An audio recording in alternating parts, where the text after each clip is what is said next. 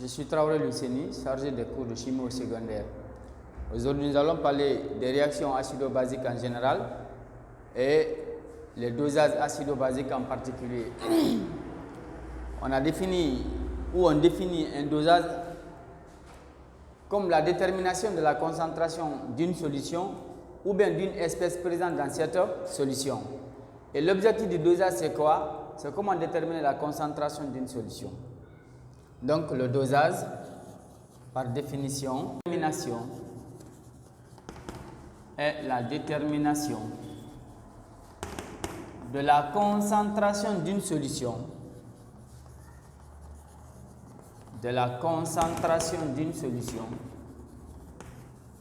Ou bien la concentration d'une espèce.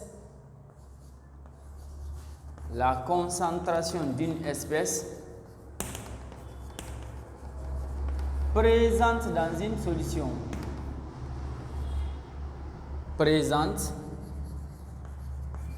solution. Alors, il y a ce qu'on appelle les principes du dosage. Les principes du dosage.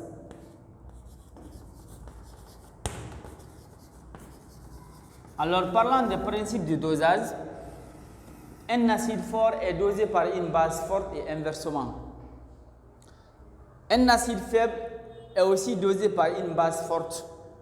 Mais en dosant un acide fort par une base forte, si le dosage est bien fait, le pK va être alors plus faible. Une base faible qui est aussi dosée par un acide fort, si le dosage est bien fait et bien précis, alors le pK va être élevé. Donc, un acide fort doit être dosé par une base forte. Et ça va donner la molécule d'eau.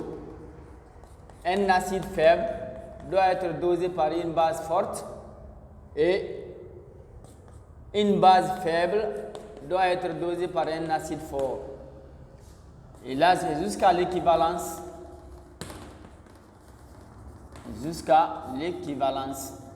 Alors, nous allons définir c'est quoi l'équivalence. L'équivalence, lorsque la quantité initiale de l'acide à doser est égale à la quantité ajoutée de l'espèce qui sert de dosage. Donc, comme un acide fort est dosé par une base forte, à l'équivalence, nous allons parler de l'égalité entre la quantité de matière de la base et la quantité de matière de l'acide. Comme en général, il s'agit des réactions acido-basiques ou du dosage acido-basique. Donc, à l'équivalence, la quantité de matière de la base doit être égale à celle de l'acide. Ce qui signifie que la concentration de la base Cb fois son volume Vb doit être égale à la concentration de l'acide Ca fois son volume Va. Et de là, on tire l'inconnu. Si c'est la base qui est dosée par l'acide, on tire la concentration de la base. Si c'est l'acide aussi qui est dosé par la base, on tire la concentration de la base et de l'acide. D'où l'objectif ici du dosage. On va alors parler des différents types de dosage. Alors, type de dosage. Il y a deux types de dosage. Il y a ce qu'on appelle le dosage colorimétrique et il y a ce qu'on appelle le dosage pH métrique. Quand nous parlons de dosage colorimétrique, il s'agit alors du virage de l'indicateur coloré, donc l'utilisation des indicateurs colorés. Donc, on va parler ici d'indicateurs colorés. Et quand nous parlons de dosage pH métrique, il s'agit alors de la détermination du pH du mélange au fur et à mesure que le dosage est lié. Donc, on va parler ici de dosage colorimétrique. Alors, pour un dosage colorimétrique, on parlera de l'équivalence lorsque l'indicateur coloré change de couleur dans la solution initiale. Je prends un exemple ici. J'ai une solution d'acide chlorhydrique qui est là. Dans cette solution, j'ai les ions H3+, les ions HO- et les ions Cl-. C'est une solution d'acide chlorhydrique. Je vais déterminer la concentration de cette solution mais je connais son volume. Je vais alors doser cette solution acide par une solution de base forte qui n'est autre que la solution d'hydroxyde de sodium. Donc, je vais avoir ici HO-, les ions H3O+, et les ions Na+, en solution. Cette deuxième solution basique qui va me servir alors de dosage doit avoir pour concentration CB et de volume VB connu. Dans la solution initiale ici, je dois introduire un indicateur coloré. Donc, j'insère un indicateur coloré dans cette solution à doser. Au fur et à mesure que l'indicateur coloré va changer de couleur petit à petit, jusqu'à un total changement de couleur ou bien à un changement entier de couleur. Dans ce cas, on parlera de virage de l'indicateur coloré. Donc, le changement de couleur,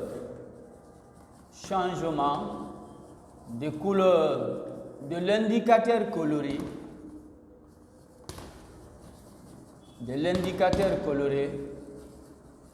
alors est appelé le virage de l'indicateur. Virage de l'indicateur. Et c'est le virage là qui signale que nous sommes à l'équivalence. Donc il y a équivalence.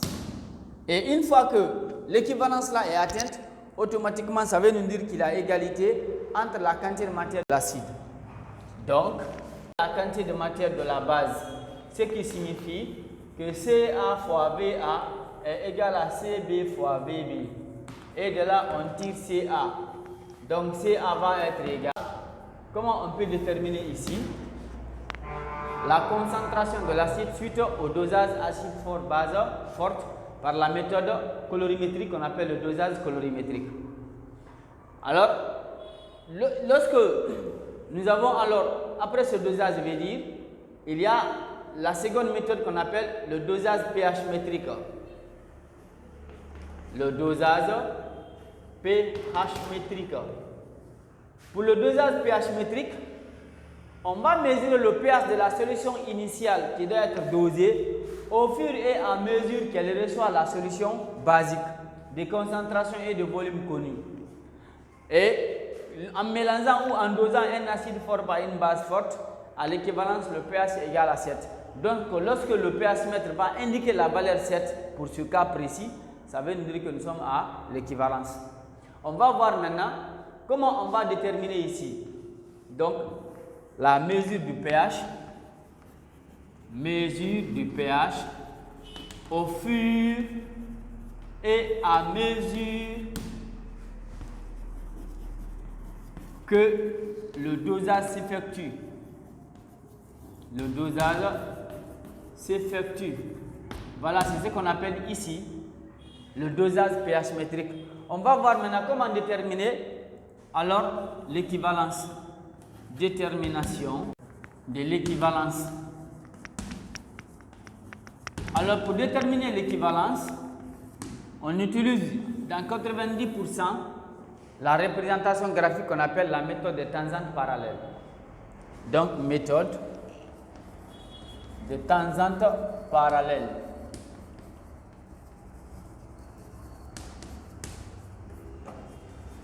Méthode de tangente parallèle.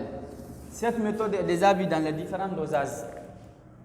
Donc, on aura pH, une courbe de pH qui va être en fonction du volume VB de la base.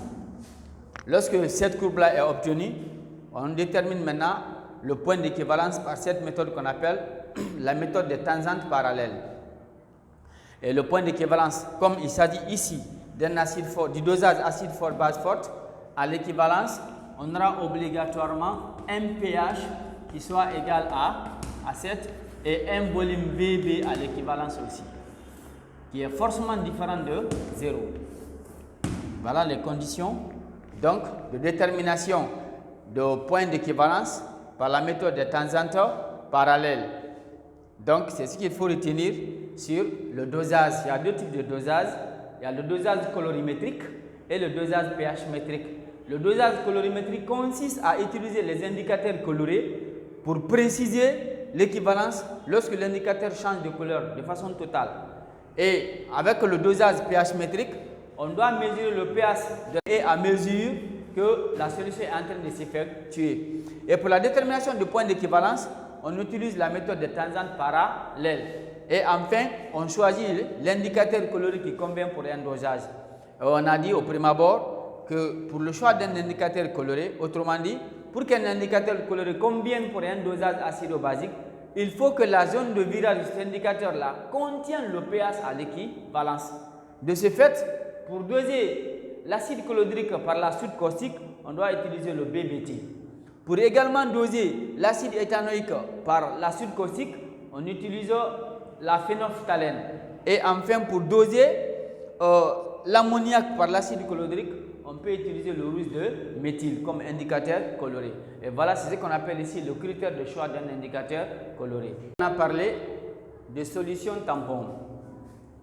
Nous avons vu dans les dernières leçons de dosage, c'est-à-dire le dosage d'un acide faible par une base forte et le dosage d'une base faible par un acide fort, qu'à la demi-équivalence, le pH égale au pKa. Et si le pH égale au pKa, ça veut dire que la concentration de la forme acide et la concentration de la forme basique restent identiques. Cette zone-là alors est appelée une zone tampon. Donc si le pH égale au pKa, la zone-là est appelée la zone tampon. On va alors définir c'est quoi une solution tampon. Donc définition et propriété. Alors on entend par solution tampon, c'est un mélange équimolaire d'acide faible et de sa base conjuguée dont le pH varie peu lors d'une dilution modérée, lors de l'addition d'un acide ou d'une base forte. C'est ce qu'on appelle la définition et propriété. Donc c'est toute solution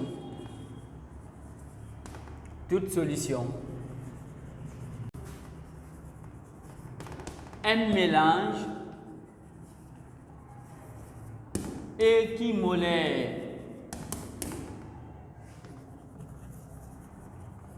d'acide et de sa base conjuguée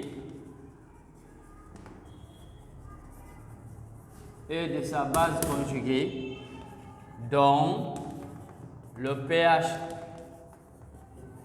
varie peu lors d'une dilution modérée.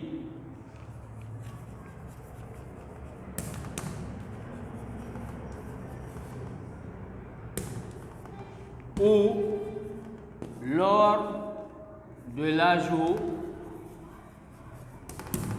d'un acide fort ou d'une base forte.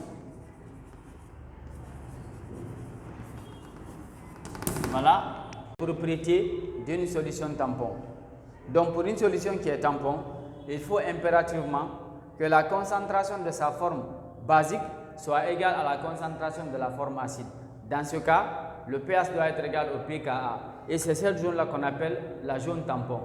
Donc le pH devient égal au pKa. Bien, on va parler ici de la composition d'une solution tampon. Composition d'une solution tampon.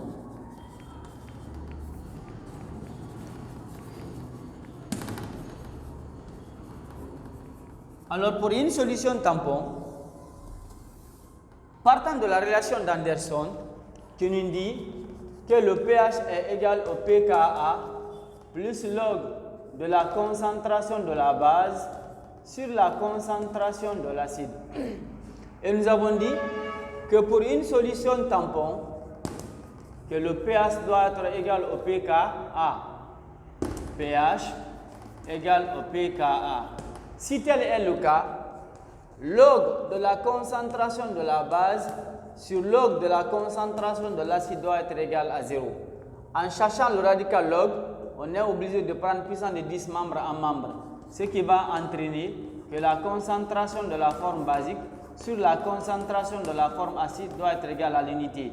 Et en faisant produit des moins égal produit des extrêmes, on aura concentration de la base égale à la concentration de l'acide, ce qui entraîne que la quantité de matière de la base est égale à la quantité de matière de l'acide. Donc pour une solution tampon, la quantité de matière de la base soit égale à celle de l'acide. Et dans ce cas, on va parler des méthodes de préparation d'une solution tampon. Préparation.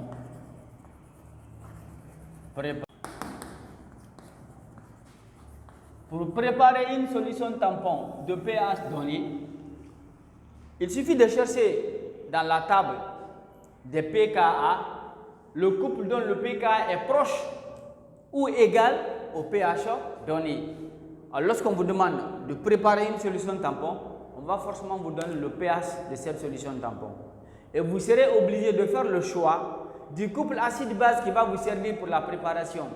Dans ce cas, il faut rechercher alors dans un tableau les différentes valeurs du pKa donné et la valeur qui est égale au pH donné ou bien proche du pH donné.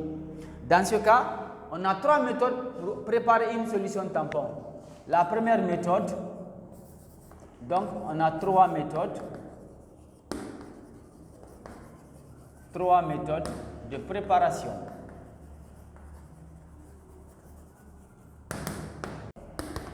Première méthode.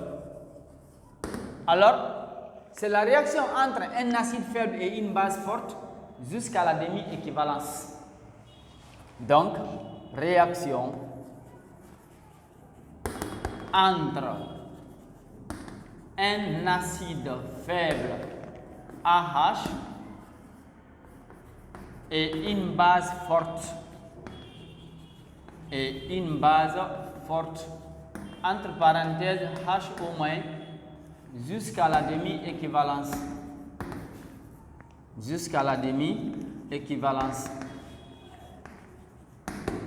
Et là, à la demi-équivalence, le pH va forcément être égal au pKa. Je vais donner un exemple ici.